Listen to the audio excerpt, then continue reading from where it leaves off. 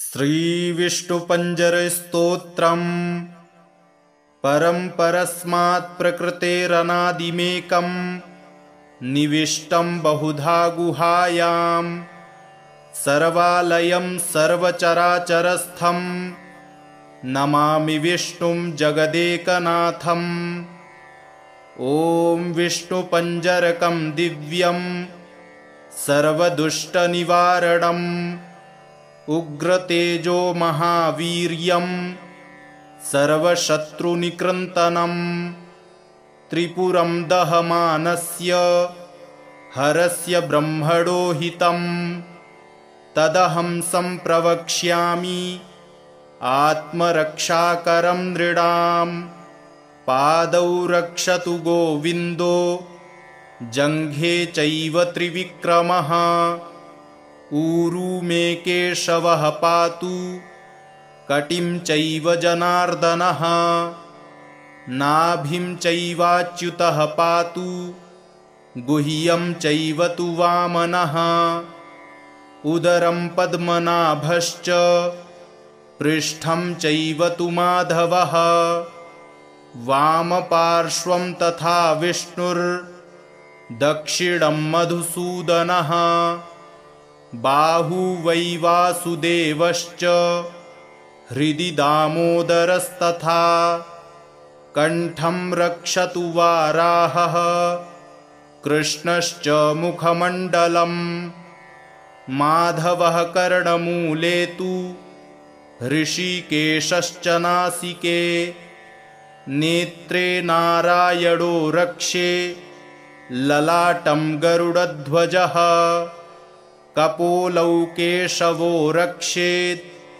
द्वैकुण्ठः सर्वतो दिशं श्रीवत्साङ्कश्च सर्वेषा मङ्गानां रक्षको भवेत् पूर्वस्यां पुण्डरीकाक्ष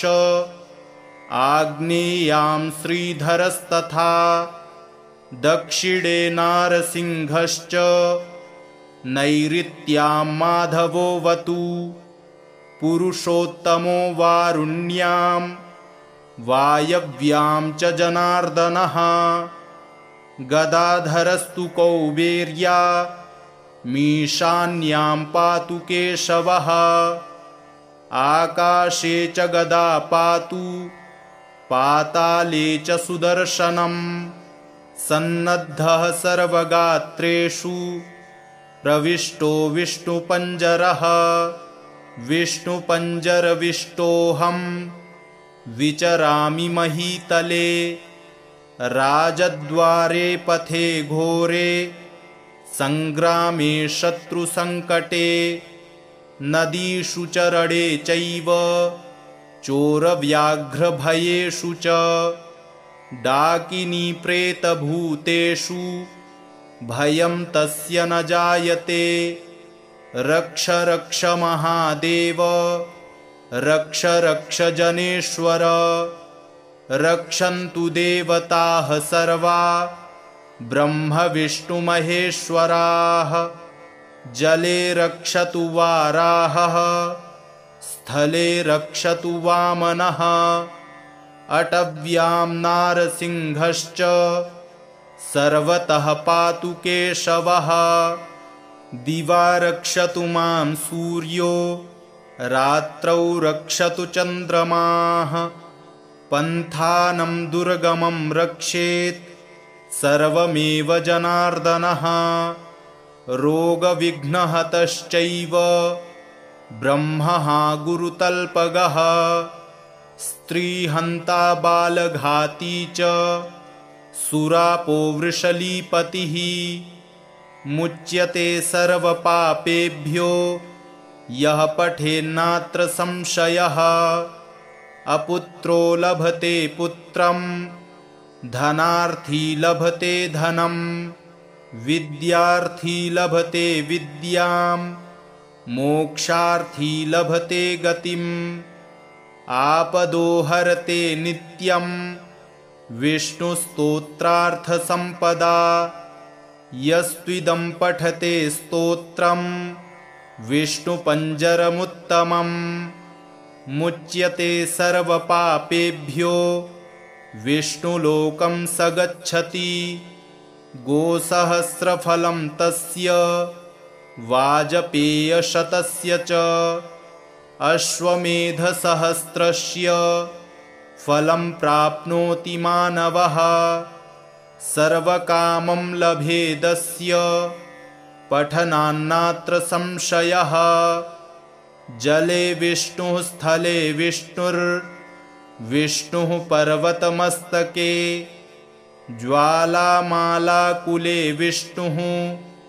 सर्वं विष्णुमयं जगत्। परं परस्मात् प्रकृतेरनादिमेकं निविष्टं बहुधा गुहायां सर्वालयं सर्वचराचरस्थं नमामि विष्णुं जगदेकनाथम्। ॐ विष्णुपञ्जरकं दिव्यं सर्वदुष्टनिवारणम् उग्रतेजो महावीर्यं सर्वशत्रुनिकृन्तनं त्रिपुरं दहमानस्य हरस्य ब्रह्मणो हितं तदहं सम्प्रवक्ष्यामि आत्मरक्षाकरं नृणां। पादौ रक्षतु गोविन्दो जङ्घे चैव त्रिविक्रमः ऊरू मे केशवः पातु कटिं चैव जनार्दनः नाभिं चैवाच्युतः पातु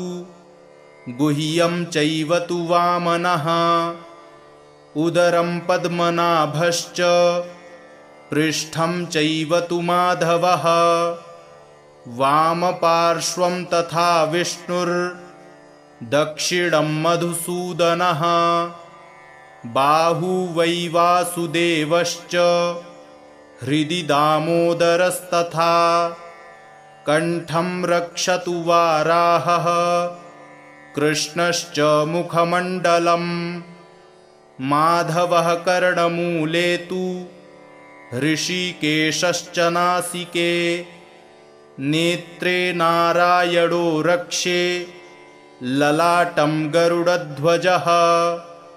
कपोलौ केशवो रक्षेत् द्वैकुण्ठः सर्वतो दिशम् श्रीवत्साङ्कश्च सर्वेषा मङ्गानां रक्षको भवेत् पूर्वस्यां पुण्डरीकाक्ष आग्नेयां श्रीधरस्तथा दक्षिणे नारसिंहश्च नैऋत्यां माधवोऽवतु पुरुषोत्तमो वारुण्यां वायव्यां च जनार्दनः गदाधरस्तु कौबेर्या मीशान्यां पातु केशवः आकाशे च गदा पातु पाताले च सुदर्शनं सन्नद्धः सर्वगात्रेषु प्रविष्टो विष्णुपञ्जरः विष्णुपञ्जरविष्टोऽहं विचरामि महीतले राजद्वारे पथे घोरे सङ्ग्रामे शत्रुसङ्कटे नदीषु च रणे चैव चोरव्याघ्रभयेषु च डाकिनीप्रेतभूतेषु भयं तस्य न जायते रक्ष रक्ष महादेव रक्ष रक्ष जनेश्वर रक्षन्तु देवताः सर्वा ब्रह्म विष्णु महेश्वराः जले रक्षतु वाराहः स्थले रक्षतु वामनः अटव्यां नारसिंहश्च सर्वतः पातु केशवः दिवा रक्षतु मां सूर्यो रात्रौ रक्षतु चन्द्रमाः पन्थानं दुर्गमं रक्षेत् सर्वमेव जनार्दनः रोगविघ्नहतश्चैव ब्रह्मः गुरुतल्पगः स्त्रीहन्ता बालघाती च सुरापो वृषलीपतिः मुच्यते सर्वपापेभ्यो यः पठेन्नात्र संशयः अपुत्रो लभते पुत्रं धनार्थी लभते धनं विद्यार्थी लभते विद्यां मोक्षार्थी लभते गतिम् आपदो हरते नित्यं विष्णुस्तोत्रार्थसम्पदा यस्त्विदं पठते स्तोत्रं विष्णुपञ्जरमुत्तमम् मुच्यते सर्वपापेभ्यो विष्णुलोकं स गच्छति गोसहस्रफलं तस्य वाजपेयशतस्य च अश्वमेधसहस्रस्य फलं प्राप्नोति मानवः सर्वकामं लभेदस्य पठनान्नात्र संशयः जले विष्णुः स्थले विष्णुर्विष्णुः पर्वतमस्तके ज्वालामालाकुले विष्णुः सर्वं विष्णुमयं जगत् परं परस्मात् प्रकृतेरनादिमेकं निविष्टं बहुधा गुहायां सर्वालयं सर्वचराचरस्थं नमामि विष्णुं जगदेकनाथम् ॐ विष्णुपञ्जरकं दिव्यं सर्वदुष्टनिवारणम् उग्रतेजो महावीर्यं सर्वशत्रुनिकृन्तनं त्रिपुरं दहमानस्य हरस्य ब्रह्मणो हितं तदहं सम्प्रवक्ष्यामि आत्मरक्षाकरं नृणाम् पादौ रक्षतु गोविन्दो जङ्घे चैव त्रिविक्रमः ऊरू मे केशवः पातु कटिं चैव जनार्दनः नाभिं चैवाच्युतः पातु गुह्यं चैव तु वामनः उदरं पद्मनाभश्च पृष्ठं चैव तु माधवः वामपार्श्वं तथा विष्णुर्दक्षिणं मधुसूदनः बाहू वै वासुदेवश्च हृदि दामोदरस्तथा कण्ठं रक्षतु वाराहः कृष्णश्च मुखमण्डलम् माधवः कर्णमूले तु ऋषिकेशश्च नासिके नेत्रे नारायणो रक्षे ललाटं गरुडध्वजः कपोलौ केशवो रक्षेत् द्वैकुण्ठः सर्वतो दिशं श्रीवत्साङ्कश्च सर्वेषा मङ्गानां रक्षको भवेत् पूर्वस्यां पुण्डरीकाक्ष आग्नेयां श्रीधरस्तथा दक्षिणे नारसिंहश्च नैऋत्यां माधवोऽवतु पुरुषोत्तमो वारुण्यां वायव्यां च जनार्दनः गदाधरस्तु कौबेर्या मीशान्यां पातु केशवः आकाशे च गदा पातु पाताले च सुदर्शनम् सन्नद्धः सर्वगात्रेषु प्रविष्टो विष्णुपञ्जरः विष्णुपञ्जरविष्टोऽहं विचरामि महीतले राजद्वारे पथे घोरे सङ्ग्रामे शत्रुसङ्कटे नदीषु चरणे चैव चोरव्याघ्रभयेषु च डाकिनी प्रेतभूतेषु भयं तस्य न जायते रक्ष रक्ष महादेव रक्ष रक्ष जनेश्वर रक्षन्तु देवताः सर्वा ब्रह्म विष्णु महेश्वराः जले रक्षतु वाराहः स्थले रक्षतु वामनः अटव्यां नारसिंहश्च सर्वतः पातु केशवः दिवा रक्षतु मां सूर्यो रात्रौ रक्षतु चन्द्रमाः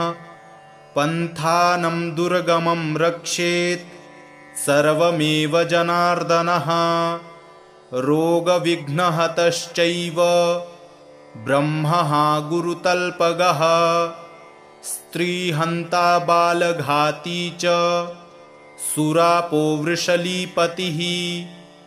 मुच्यते सर्वपापेभ्यो यः पठेन्नात्र संशयः अपुत्रो लभते पुत्रं धनार्थी लभते धनं विद्यार्थी लभते विद्यां मोक्षार्थी लभते गतिम् आपदो हरते नित्यं विष्णुस्तोत्रार्थसम्पदा यस्त्विदं पठते स्तोत्रं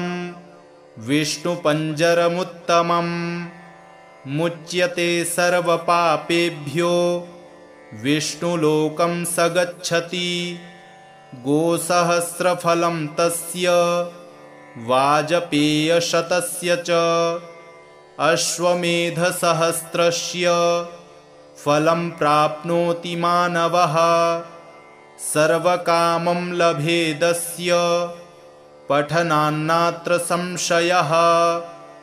जले विष्णुः स्थले विष्णुर्विष्णुः पर्वतमस्तके ज्वालामालाकुले विष्णुः सर्वं विष्णुमयं जगत् परं परस्मात् प्रकृतेरनादिमेकं निविष्टं बहुधा गुहायां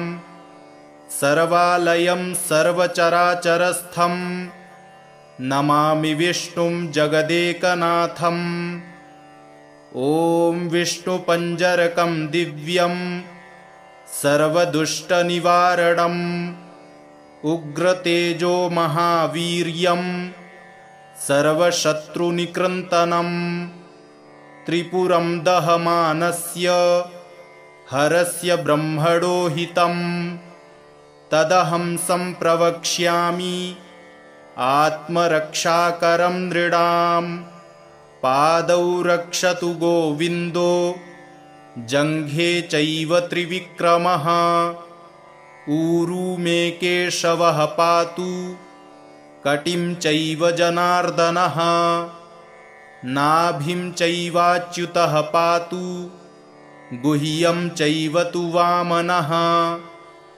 उदरं पद्मनाभश्च पृष्ठं चैव तु माधवः वामपार्श्वं तथा विष्णुर्दक्षिणं मधुसूदनः बाहू वै वासुदेवश्च हृदि दामोदरस्तथा कण्ठं रक्षतु वाराहः कृष्णश्च मुखमण्डलं माधवः कर्णमूले तु ऋषिकेशश्च नासिके नेत्रे नारायणो रक्षे ललाटं गरुडध्वजः कपोलौ केशवो रक्षेत् द्वैकुण्ठः सर्वतो दिशम् श्रीवत्साङ्कश्च सर्वेषा मङ्गानां रक्षको भवेत् पूर्वस्यां पुण्डरीकाक्ष आग्नेयां श्रीधरस्तथा दक्षिणे नारसिंहश्च नैऋत्यां माधवोऽवतु पुरुषोत्तमो वारुण्यां वायव्यां च जनार्दनः गदाधरस्तु कौबेर्या मीशान्यां पातु केशवः आकाशे च गदा पातु पाताले च सुदर्शनं सन्नद्धः सर्वगात्रेषु प्रविष्टो विष्णुपञ्जरः विष्णुपञ्जरविष्टोऽहं विचरामि महीतले राजद्वारे पथे घोरे संग्रामे शत्रुसंकटे नदीषु चरणे चैव चोरव्याघ्रभयेषु च डाकिनी प्रेतभूतेषु भयं तस्य न जायते रक्ष रक्ष महादेव रक्ष रक्ष जनेश्वर रक्षन्तु देवताः सर्वा ब्रह्म विष्णु महेश्वराः जले रक्षतु वाराहः स्थले रक्षतु वामनः अटव्यां नारसिंहश्च सर्वतः पातु केशवः दिवा रक्षतु मां सूर्यो रात्रौ रक्षतु चन्द्रमाः पन्थानं दुर्गमं रक्षेत् सर्वमेव जनार्दनः रोगविघ्नहतश्चैव ब्रह्मः गुरुतल्पगः स्त्रीहन्ता बालघाती च सुरापो वृषलीपतिः मुच्यते सर्वपापेभ्यो यः पठेन्नात्र संशयः अपुत्रो लभते पुत्रं धनार्थी लभते धनं विद्यार्थी लभते विद्यां मोक्षार्थी लभते गतिम् आपदो हरते नित्यं विष्णुस्तोत्रार्थसम्पदा यस्त्विदं पठते स्तोत्रं विष्णुपञ्जरमुत्तमम् मुच्यते सर्वपापेभ्यो विष्णुलोकं स गच्छति गोसहस्रफलं तस्य वाजपेयशतस्य च अश्वमेधसहस्रस्य फलं प्राप्नोति मानवः सर्वकामं लभेदस्य पठनान्नात्र संशयः जले विष्णुः स्थले विष्णुर्विष्णुः पर्वतमस्तके ज्वालामालाकुले विष्णुः सर्वं विष्णुमयं जगत् परं परस्मात् प्रकृतेरनादिमेकं निविष्टं बहुधा गुहायां सर्वालयं सर्वचराचरस्थं नमामि विष्णुं जगदेकनाथम् ॐ विष्णुपञ्जरकं दिव्यं सर्वदुष्टनिवारणम् उग्रतेजो महावीर्यं सर्वशत्रुनिकृन्तनं त्रिपुरं दहमानस्य हरस्य ब्रह्मणो हितं तदहं सम्प्रवक्ष्यामि आत्मरक्षाकरं नृणां पादौ रक्षतु गोविन्दो जङ्घे चैव त्रिविक्रमः ऊरू मे केशवः पातु कटिं चैव जनार्दनः नाभिं चैवाच्युतः पातु गुह्यं चैव तु वामनः उदरं पद्मनाभश्च पृष्ठं चैव तु माधवः वामपार्श्वं तथा विष्णुर्दक्षिणं मधुसूदनः बाहू वै वासुदेवश्च हृदि दामोदरस्तथा कण्ठं रक्षतु वाराहः कृष्णश्च मुखमण्डलम्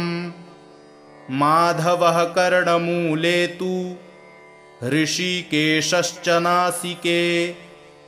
नेत्रे नारायणो रक्षे ललाटं गरुडध्वजः कपोलौ केशवो रक्षेत् द्वैकुण्ठः सर्वतो दिशम् श्रीवत्साङ्कश्च सर्वेषा मङ्गानां रक्षको भवेत् पूर्वस्यां पुण्डरीकाक्ष आग्नेयां श्रीधरस्तथा दक्षिणे नारसिंहश्च नैऋत्यां माधवोऽवतु पुरुषोत्तमो वारुण्यां वायव्यां च जनार्दनः गदाधरस्तु कौबेर्या मीशान्यां पातु केशवः आकाशे च गदा पातु पाताले च सुदर्शनम् सन्नद्धः सर्वगात्रेषु प्रविष्टो विष्णुपञ्जरः विष्णुपञ्जरविष्टोऽहं विचरामि महीतले राजद्वारे पथे घोरे संग्रामे शत्रुसङ्कटे नदीषु च रणे चैव चोरव्याघ्रभयेषु च डाकिनी प्रेतभूतेषु भयं तस्य न जायते रक्ष रक्ष महादेव रक्ष रक्ष जनेश्वर रक्षन्तु देवताः सर्वा ब्रह्म विष्णु महेश्वराः जले रक्षतु वाराहः स्थले रक्षतु वामनः अटव्यां नारसिंहश्च सर्वतः पातु केशवः दिवा रक्षतु मां सूर्यो रात्रौ रक्षतु चन्द्रमाः पन्थानं दुर्गमं रक्षेत् सर्वमेव जनार्दनः रोगविघ्नहतश्चैव ब्रह्मः गुरुतल्पगः स्त्रीहन्ता बालघाती च सुरापो वृषलीपतिः मुच्यते सर्वपापेभ्यो यः पठेन्नात्र संशयः अपुत्रो लभते पुत्रं धनार्थी लभते धनं विद्यार्थी लभते विद्यां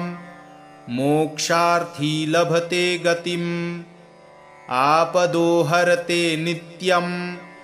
विष्णुस्तोत्रार्थसम्पदा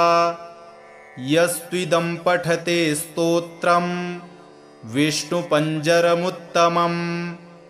मुच्यते सर्वपापेभ्यो विष्णुलोकं स गच्छति गोसहस्रफलं तस्य वाजपेयशतस्य च अश्वमेधसहस्रस्य फलं प्राप्नोति मानवः सर्वकामं लभेदस्य पठनान्नात्र संशयः जले विष्णुः स्थले विष्णुर्विष्णुः पर्वतमस्तके ज्वालामालाकुले विष्णुः सर्वं विष्णुमयं जगत् परं परस्मात् प्रकृतेरनादिमेकं निविष्टं बहुधा गुहायां सर्वालयं सर्वचराचरस्थं नमामि विष्णुं जगदेकनाथम् ॐ विष्णुपञ्जरकं दिव्यं सर्वदुष्टनिवारणम् उग्रतेजो महावीर्यं सर्वशत्रुनिकृन्तनं त्रिपुरं दहमानस्य हरस्य ब्रह्मणो हितं तदहं सम्प्रवक्ष्यामि आत्मरक्षाकरं नृणां पादौ रक्षतु गोविन्दो जङ्घे चैव त्रिविक्रमः ऊरू मे केशवः पातु कटिं चैव जनार्दनः नाभिं चैवाच्युतः पातु गुह्यं चैव तु वामनः उदरं पद्मनाभश्च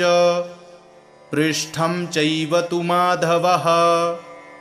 वामपार्श्वं तथा विष्णुर्दक्षिणं मधुसूदनः बाहू वै वासुदेवश्च हृदि दामोदरस्तथा कण्ठं रक्षतु वाराहः कृष्णश्च मुखमण्डलम् माधवः कर्णमूले तु ऋषिकेशश्च नासिके नेत्रे नारायणो रक्षे ललाटं गरुडध्वजः कपोलौ केशवो रक्षेत् द्वैकुण्ठः सर्वतो दिशम् श्रीवत्साङ्कश्च सर्वेषा मङ्गानां रक्षको भवेत् पूर्वस्यां पुण्डरीकाक्ष आग्नेयां श्रीधरस्तथा दक्षिणे नारसिंहश्च नैऋत्यां माधवोऽवतु पुरुषोत्तमो वारुण्यां वायव्यां च जनार्दनः गदाधरस्तु कौबेर्या मीशान्यां पातु केशवः आकाशे च गदा पातु पाताले च सुदर्शनम् सन्नद्धः सर्वगात्रेषु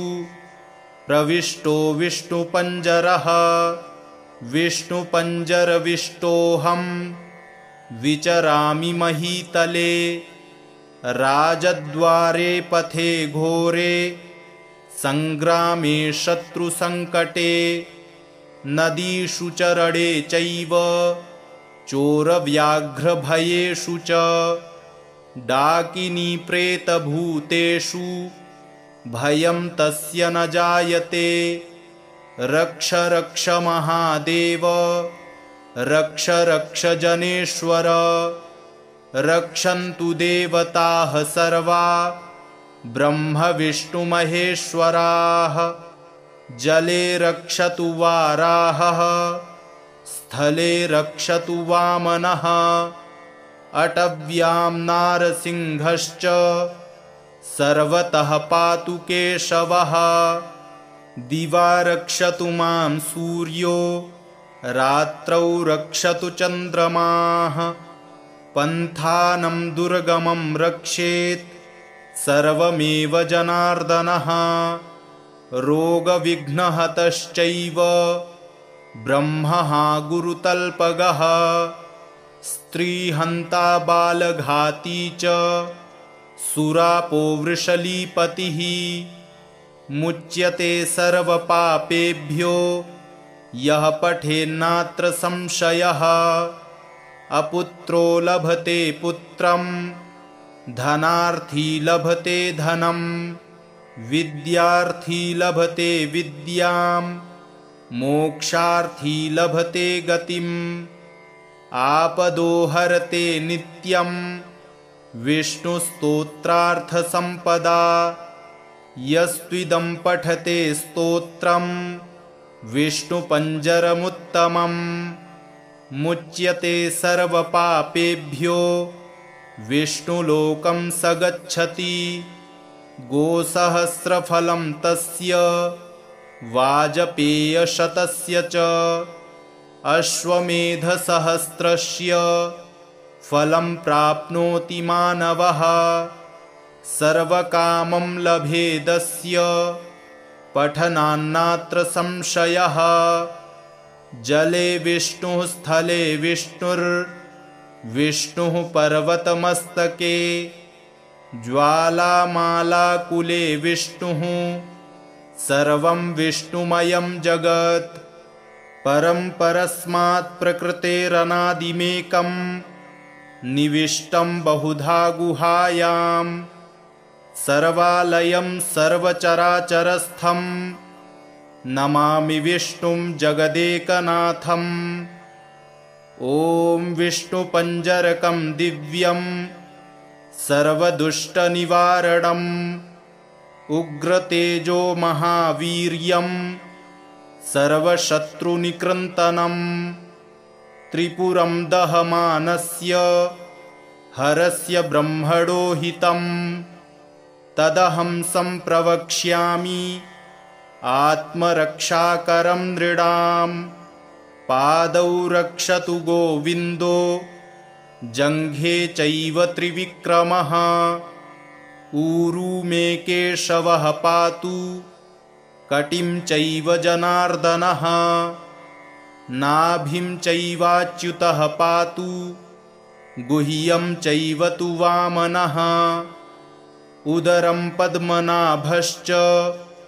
पृष्ठं चैव तु माधवः वामपार्श्वं तथा विष्णुर्दक्षिणं मधुसूदनः बाहू वै वासुदेवश्च हृदि दामोदरस्तथा कण्ठं रक्षतु वाराहः कृष्णश्च मुखमण्डलम् माधवः कर्णमूले तु हृषीकेशश्च नासिके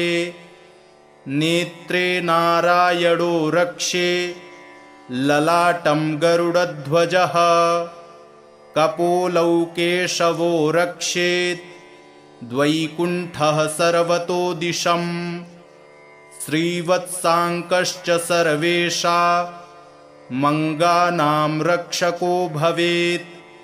पूर्वस्यां पुण्डरीकाक्ष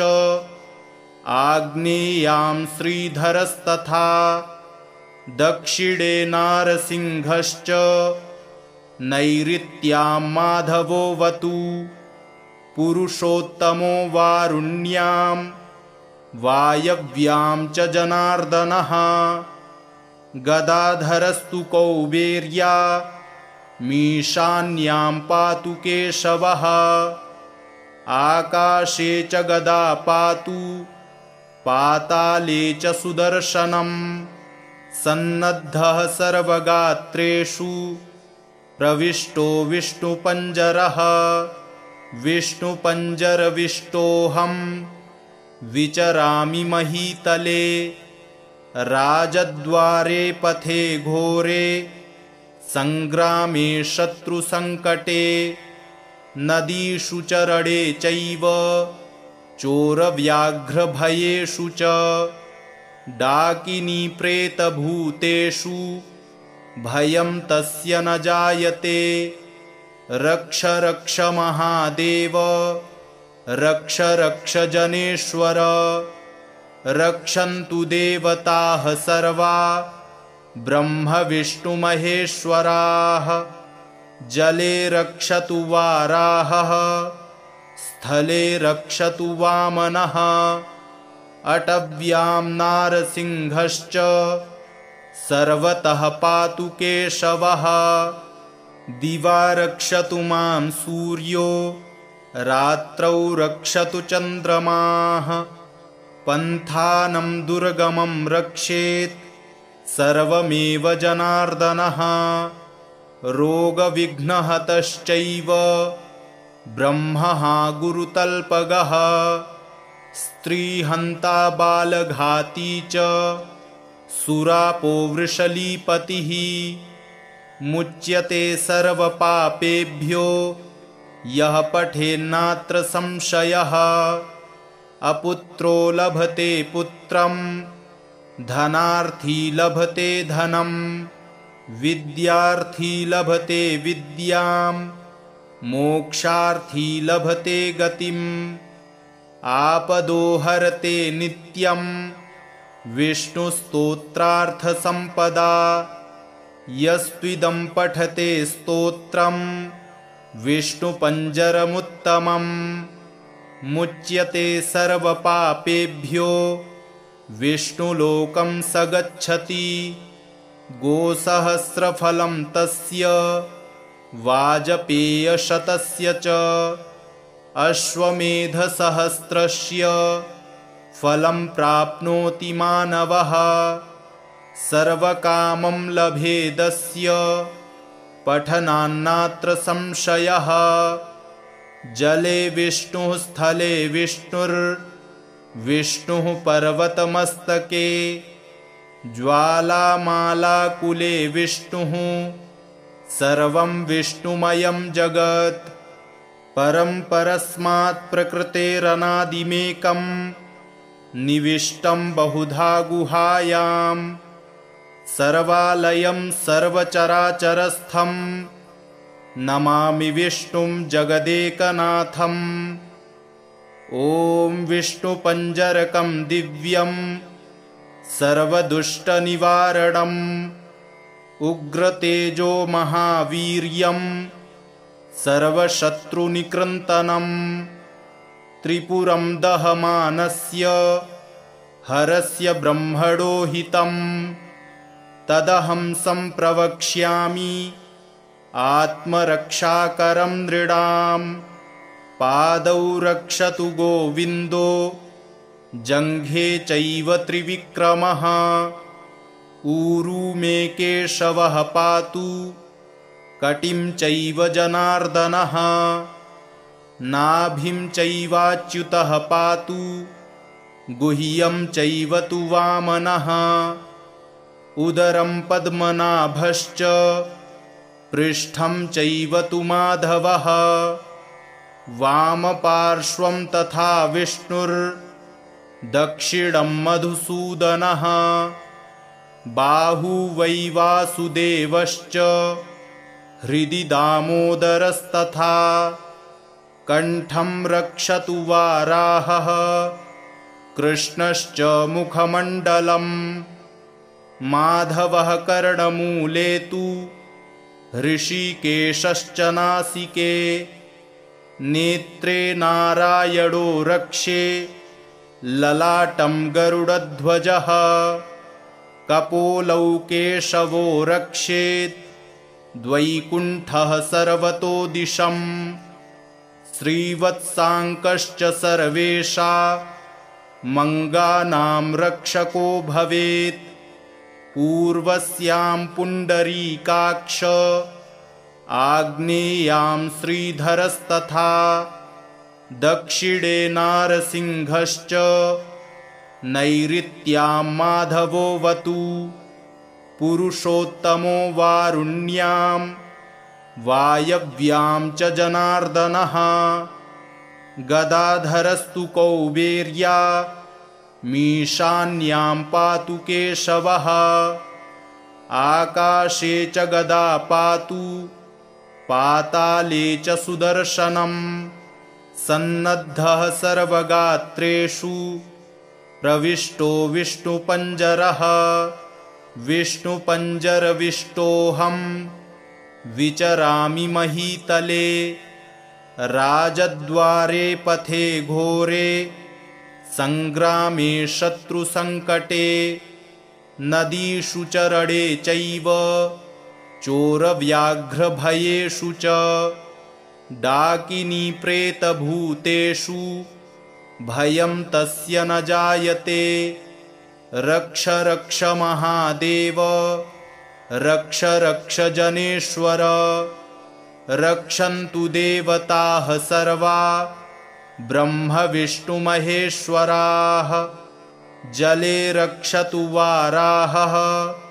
स्थले रक्षतु वामनः अटव्यां नारसिंहश्च सर्वतः पातु केशवः दिवा रक्षतु मां सूर्यो रात्रौ रक्षतु चन्द्रमाः पन्थानं दुर्गमं रक्षेत् सर्वमेव जनार्दनः रोगविघ्नहतश्चैव ब्रह्मः गुरुतल्पगः स्त्रीहन्ता बालघाती च सुरापो वृषलीपतिः मुच्यते सर्वपापेभ्यो यः पठेन्नात्र संशयः अपुत्रो लभते पुत्रं धनार्थी लभते धनं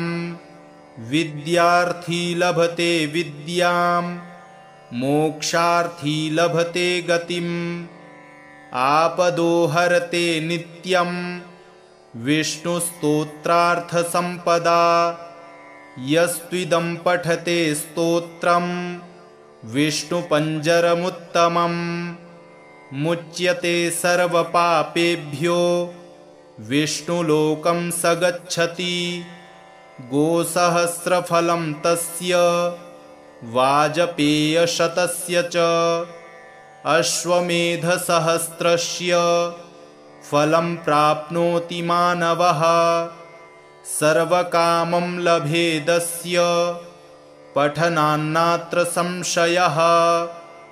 जले विष्णुः स्थले विष्णुर्विष्णुः पर्वतमस्तके ज्वालामालाकुले विष्णुः सर्वं विष्णुमयं जगत्। परं परस्मात् प्रकृतेरनादिमेकं निविष्टं बहुधा गुहायां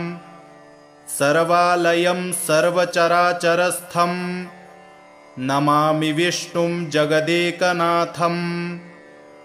ॐ विष्णुपञ्जरकं दिव्यं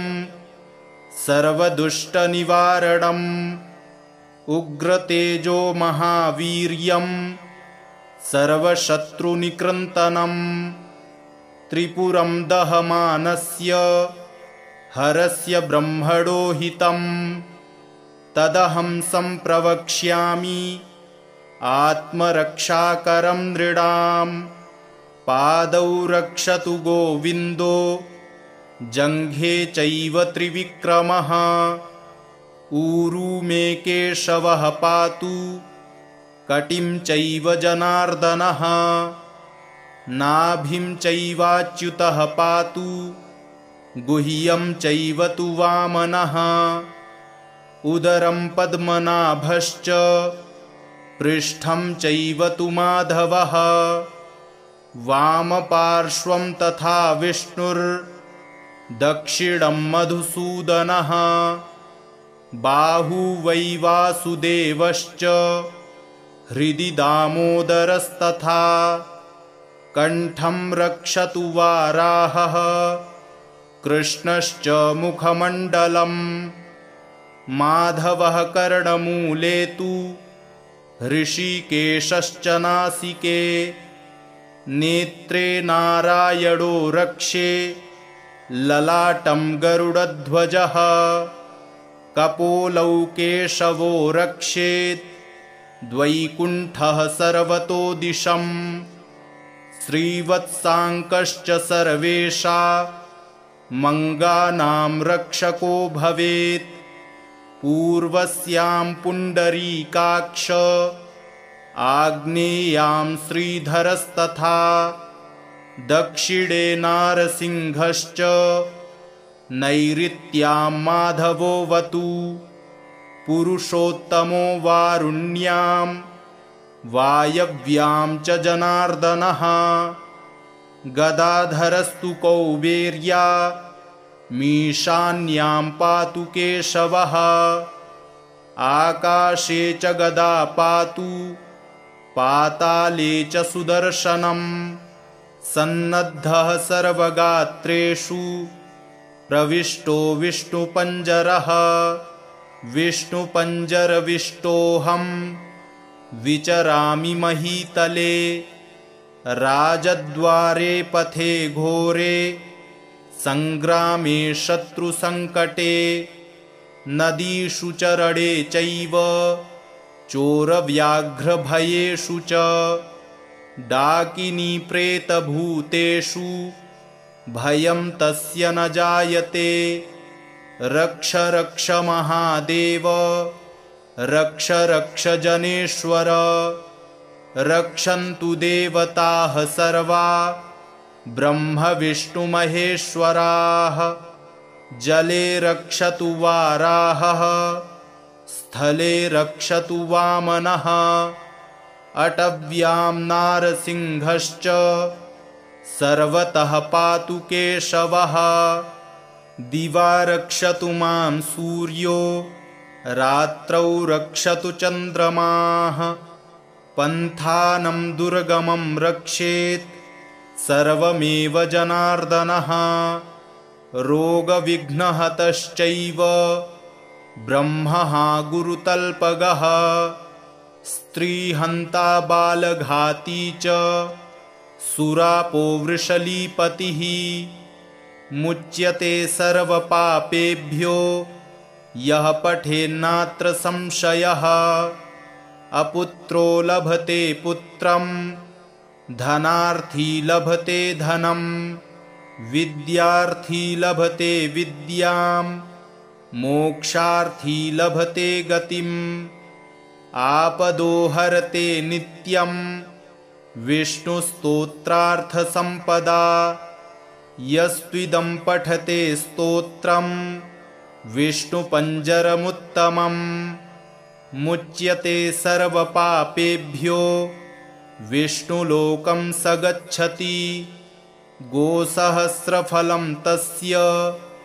वाजपेयशतस्य च अश्वमेधसहस्रस्य फलं प्राप्नोति मानवः सर्वकामं लभेदस्य पठनान्नात्र संशयः जले विष्णुः स्थले विष्णुर्विष्णुः पर्वतमस्तके ज्वालामालाकुले विष्णुः सर्वं विष्णुमयं जगत् परं परस्मात् प्रकृतेरनादिमेकं निविष्टं बहुधा गुहायां सर्वालयं सर्वचराचरस्थं नमामि विष्णुं जगदेकनाथम् ॐ विष्णुपञ्जरकं दिव्यं सर्वदुष्टनिवारणम् उग्रतेजो महावीर्यं सर्वशत्रुनिकृन्तनं त्रिपुरं दहमानस्य हरस्य ब्रह्मणो हितं तदहं सम्प्रवक्ष्यामि आत्मरक्षाकरं नृणां पादौ रक्षतु गोविन्दो जङ्घे चैव त्रिविक्रमः ऊरू मे केशवः पातु कटिं चैव जनार्दनः नाभिं चैवाच्युतः पातु गुह्यं चैव तु वामनः उदरं पद्मनाभश्च पृष्ठं चैव तु माधवः वामपार्श्वं तथा विष्णुर्दक्षिणं मधुसूदनः बाहू वै वासुदेवश्च हृदि दामोदरस्तथा कण्ठं रक्षतु वाराहः कृष्णश्च मुखमण्डलं माधवः कर्णमूले तु ऋषिकेशश्च नासिके नेत्रे नारायणो रक्षे ललाटं गरुडध्वजः कपोलौ केशवो रक्षेत् द्वैकुण्ठः सर्वतो दिशं श्रीवत्साङ्कश्च सर्वेषा मङ्गानां रक्षको भवेत् पूर्वस्यां पुण्डरीकाक्ष आग्नेयां श्रीधरस्तथा दक्षिणे नारसिंहश्च नैऋत्यां माधवोऽवतु पुरुषोत्तमो वारुण्यां वायव्यां च जनार्दनः गदाधरस्तु कौबेर्या मीशान्यां पातु केशवः आकाशे च गदा पातु पाताले च सुदर्शनं सन्नद्धः सर्वगात्रेषु प्रविष्टो विष्णुपञ्जरः विष्णुपञ्जरविष्टोऽहं विचरामि महीतले राजद्वारे पथे घोरे सङ्ग्रामे शत्रुसङ्कटे नदीषु चरणे चैव चोरव्याघ्रभयेषु च डाकिनीप्रेतभूतेषु भयं तस्य न जायते रक्ष रक्ष महादेव रक्ष रक्ष जनेश्वर रक्षन्तु देवताः सर्वा ब्रह्म विष्णु महेश्वराः जले रक्षतु वाराहः स्थले रक्षतु वामनः अटव्यां नारसिंहश्च सर्वतः पातु केशवः दिवा रक्षतु मां सूर्यो रात्रौ रक्षतु चन्द्रमाः पन्थानं दुर्गमं रक्षेत् सर्वमेव जनार्दनः रोगविघ्नहतश्चैव ब्रह्मः गुरुतल्पगः स्त्रीहन्ता बालघाती च सुरापो वृषलीपतिः मुच्यते सर्वपापेभ्यो यः पठेन्नात्र संशयः अपुत्रो लभते पुत्रं धनार्थी लभते धनं विद्यार्थी लभते विद्यां मोक्षार्थी लभते गतिम् आपदो हरते नित्यं विष्णुस्तोत्रार्थसम्पदा यस्त्विदं पठते स्तोत्रं विष्णुपञ्जरमुत्तमम् मुच्यते सर्वपापेभ्यो विष्णुलोकं स गच्छति गोसहस्रफलं तस्य वाजपेयशतस्य च अश्वमेधसहस्रस्य फलं प्राप्नोति मानवः सर्वकामं लभेदस्य पठनान्नात्र संशयः जले विष्णुः स्थले विष्णुर्विष्णुः पर्वतमस्तके ज्वालामालाकुले विष्णुः सर्वं विष्णुमयं जगत् परं परस्मात् प्रकृतेरनादिमेकं निविष्टं बहुधा गुहायां सर्वालयं सर्वचराचरस्थं नमामि विष्णुं जगदेकनाथम् ॐ विष्णुपञ्जरकं दिव्यं सर्वदुष्टनिवारणम् उग्रतेजो महावीर्यं सर्वशत्रुनिकृन्तनं त्रिपुरं दहमानस्य हरस्य ब्रह्मणो हितं तदहं सम्प्रवक्ष्यामि आत्मरक्षाकरं नृणां पादौ रक्षतु गोविन्दो जङ्घे चैव त्रिविक्रमः ऊरू मे केशवः पातु कटिं चैव जनार्दनः नाभिं चैवाच्युतः पातु गुह्यं चैव तु वामनः उदरं पद्मनाभश्च पृष्ठं चैव तु माधवः वामपार्श्वं तथा विष्णुर्दक्षिणं मधुसूदनः बाहू वै वासुदेवश्च हृदि दामोदरस्तथा कण्ठं रक्षतु वाराहः कृष्णश्च मुखमण्डलम् माधवः कर्णमूले तु हृषीकेशश्च नासिके नेत्रे नारायणो रक्षे ललाटं गरुडध्वजः कपोलौ केशवो रक्षेत् द्वैकुण्ठः सर्वतो दिशम् श्रीवत्साङ्कश्च सर्वेषा मङ्गानां रक्षको भवेत् पूर्वस्यां पुण्डरीकाक्ष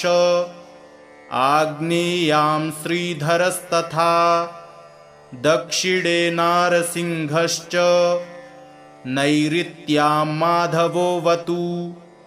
पुरुषोत्तमो वारुण्यां वायव्यां च जनार्दनः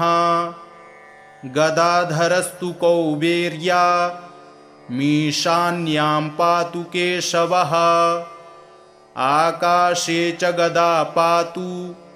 पाताले च सुदर्शनं सन्नद्धः सर्वगात्रेषु प्रविष्टो विष्णुपञ्जरः विष्णुपञ्जरविष्टोऽहं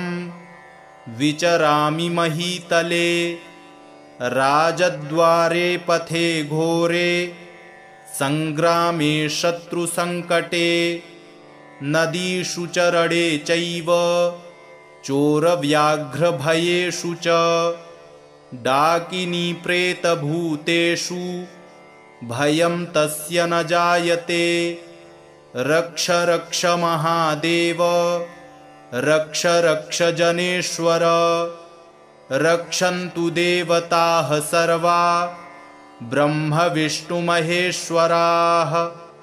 जले रक्षतु वाराहः स्थले रक्षतु वामनः